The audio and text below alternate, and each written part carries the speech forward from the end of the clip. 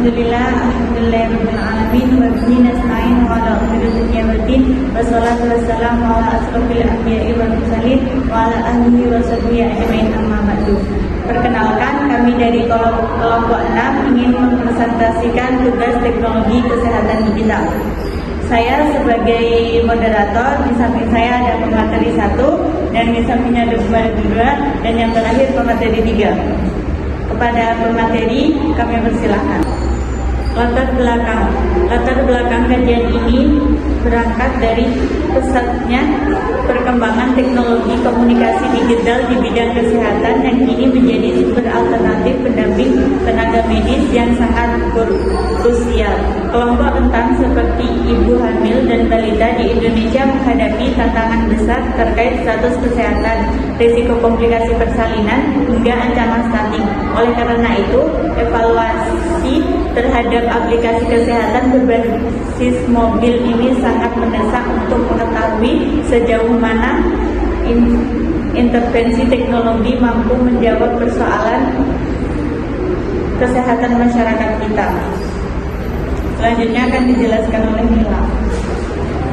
Yang kedua dari saya, mari kita bedah teknologi digital yang telah dievaluasi oleh kita. Yang pertama ada aplikasi Teman Bumil. Nah, aplikasi Teman Bumil ini diluncurkan pada tahun 2017 oleh PT Global Urban Essential dan dikenal sebagai salah satu aplikasi parenting terbesar. Sistem kerjanya itu melacak usia kehamilan, penggunaan secara mingguan lewat fitur milestone tracking. Terus ada kalkulator HPL serta menyediakan forum konsultasi kesehatan secara mandiri. Yang kedua ada aplikasi The Asian Parent, portal parenting regional yang menjangkau lebih dari 2,5 juta pengunjung unik bulanan di Indonesia. Aplikasi ini unggul dalam fitur pemantauan hariannya, pencarian rujukan gizi, ide besar empati, serta dukungan sistem komunitas yang sangat kuat bagi para orang tua baru. Nah, yang ketiga ada aplikasi Primaku. Aplikasi pemantauan tumbuh kembang anak yang merupakan aplikasi mitra resmi Ikatan Dokter Anak Indonesia atau IDAI. Primaku ini bekerja secara klinis dengan meminta orang tua untuk memasukkan data tinggi, berat badan, serta lingkar kepala anak untuk kemudian diolah otomatis ke dalam grafik KMS. Dalam grafik KMS digital ini yang sudah sesuai dengan standar pertumbuhan WHO supaya dapat mendeteksi dini stunting dan menjadikan manajemen jadwal imunisasi. Yang selanjutnya akan dibacakan oleh Narandi.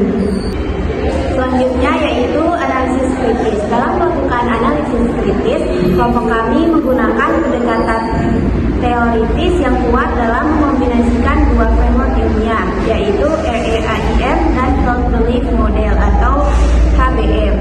Justifikasi pemilihan kedua framework ini adalah karena saling melengkapi.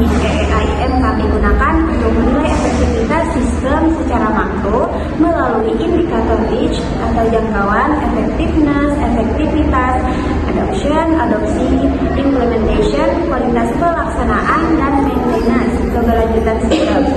Sementara itu, Health Belief Model atau HBM kami gunakan untuk mengevaluasi perubahan perilaku psikologis pengguna secara mikro, mendeteksi hambatan digital atau perceivable barriers, serta melihat kegunaan notifikasi aplikasi sebagai pengingat klinis otomatis atau call to action. Selanjutnya dijelaskan oleh Aska. Baik, selanjutnya masuk ke dalam inti evaluasi. Kelompok kami merumuskan 3 poin analisis kritis dasar. Yang pertama itu ada efektivitas klinis versus dampak sosial. Di aplikasi Primaku kemudian memiliki validitas klinis tertinggi dalam pemantauan stunting dan kepatuhan imunisasi dekat kemitraan dan dengan IDAI. Namun memiliki kelemahan pada angka muka yang kaku. Sebaliknya, Teman Bumil dan SMP itu sangat efektif untuk menurunkan tingkat kecemasan ibu lewat komunitas sosial. Tetapi kurasi konten berbasis penggunaan yang longgar dan juga menceritakan sesuatu dengan info gambar atau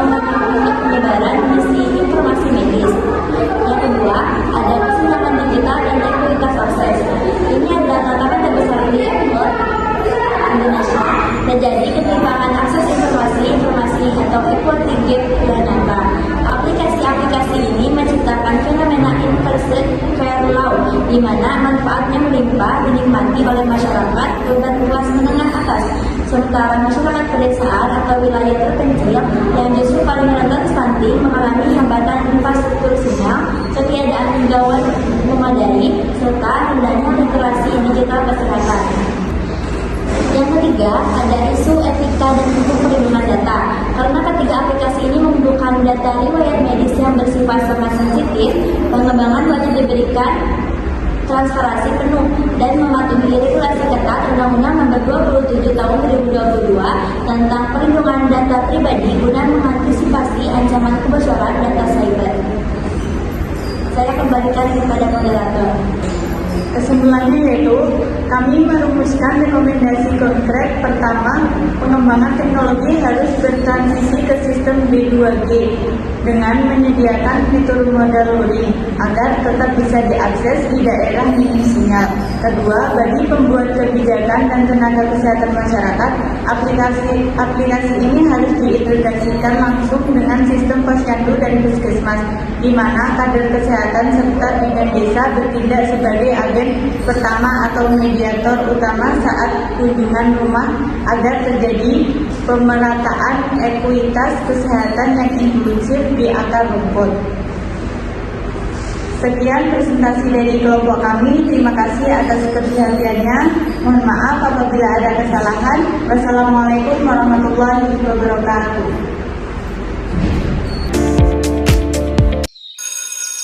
Selamat datang di Parenthood Institute 2023 by Primaku, Building Solid Family and Healthier Child.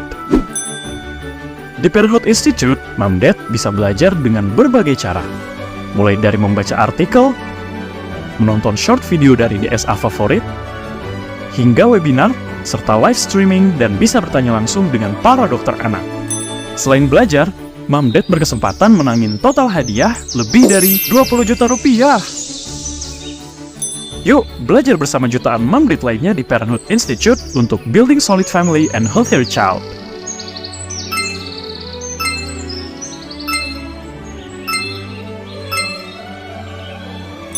Download aplikasi Primaku dan join Parenthood Institute sekarang.